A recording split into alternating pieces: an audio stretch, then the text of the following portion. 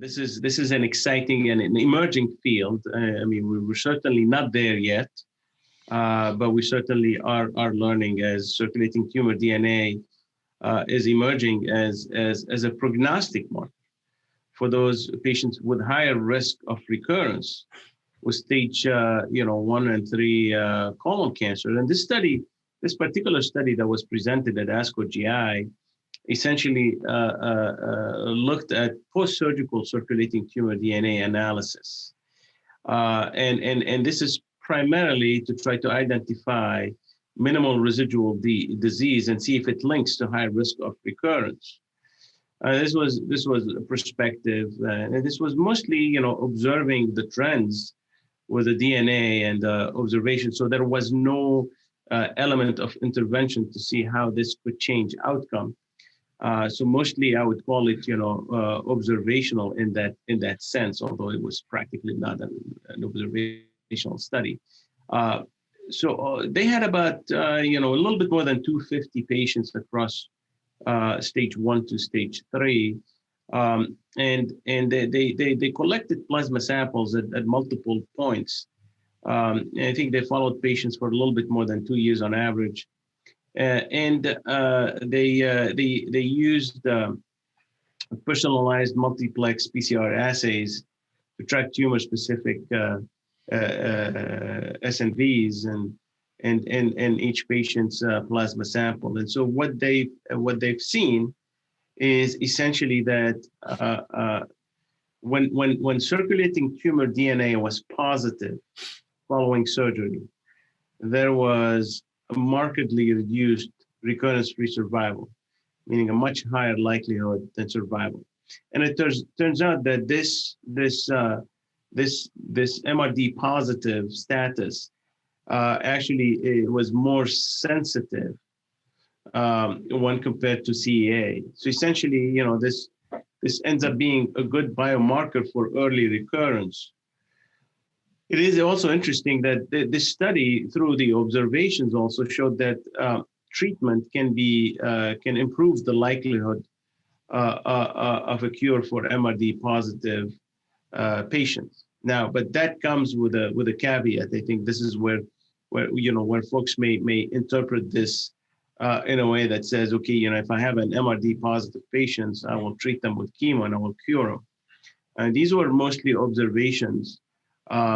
And this monitoring, in my viewpoint at this point of time, is primarily, if done outside the confines of a clinical trial, which I discourage folks to do, is primarily in the confines of following through and early detection. Now, even though a high proportion of these patients end up being offered treatment with curative intent, regardless, the relapse rates remained around 20 to 30%. And so, this is where, the thought is, if we go to early detection, maybe we can increase the yield of survival. The problem is, again, that there was no intervention, randomized intervention arm in the study, meaning that, if you had MRD positive, for someone who typically you wouldn't give chemotherapy to, the best way to understand the answer to the question is, if they're MRD positive, they get randomized to treatment or no treatment, and see if we can make a difference. So at this point of time, I think one has to acknowledge the fact that just having the test available is not the same as knowing what to do with it, which is the actionability part. The good news is that there are a number of phase 2-3 clinical trials that are launched across the planet that are looking at what to do with circulating tumor DNA to direct disease management. And these include a study called Improve It for stage 1 and low risk stage 2 colon cancer.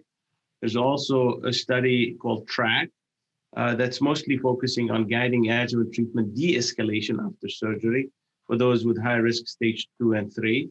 And then finally, a study called Improved IT2, which is really looking at trying to intensify radiologic surveillance, meaning, you get those scans at shorter intervals in high-risk stage 2-3 colon cancer following surgery and adjuvant chemotherapy.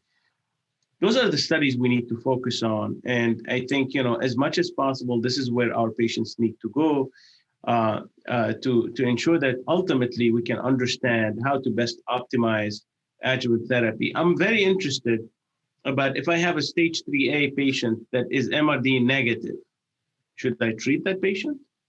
That's a more interesting question than someone who has, say, stage 2 low risk, but has MRD positive. And we don't know if that MRD positive, if we clear the clone and if the patient becomes MRD negative, we need to follow through the years to understand whether that patient actually comes back with disease, whether we're just pushing the relapse-free survival versus survival. But it'd be interesting also to see the MRD negative patients who should not be exposed to chemotherapy, whether that would actually pan out to be true. I mean, those are tricky studies to do, but at the end of the day, I think at this point of time, circulating tumor DNA is a very promising prognostic biomarker. And I, until we can prove its predictive value, it'd be very difficult to understand what to do with the result in the clinic.